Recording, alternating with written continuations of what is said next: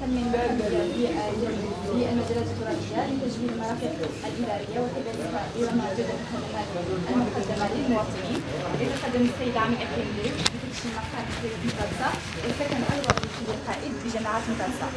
الكلفة الإجمالي للمشروع بلغت مقدار ما يناهز 3,500,000 درهم، بما فيها 3,300,000 درهم خصصت لأشغال البناء، بينما معدات التجهيز بلغ مقدارها أو كلفتها 200,000 درهم.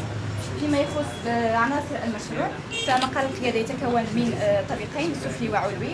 السفلي يتكون من مكاتب مصالح مختلفة، بالإضافة إلى فضاء الاستقبال وفضاء الانتظار، وكذلك السجل الاجتماعي الموحد والسجل الوطني للسكان. بينما الطابق العلوي يتكون أساسا من مكتب السيد القائد، وكذلك مختلف مكاتب المصالح وقاعة الاجتماعات أيضا وأرشيف. شكرا تعاون هذا السلطان.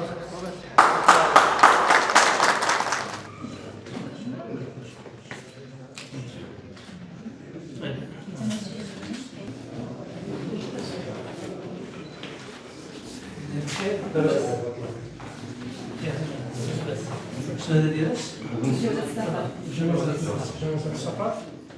هذه تجهيزات نعم مسؤولين اللي جديده مازال عندنا جديد من القياده مازال غادي لا كلشي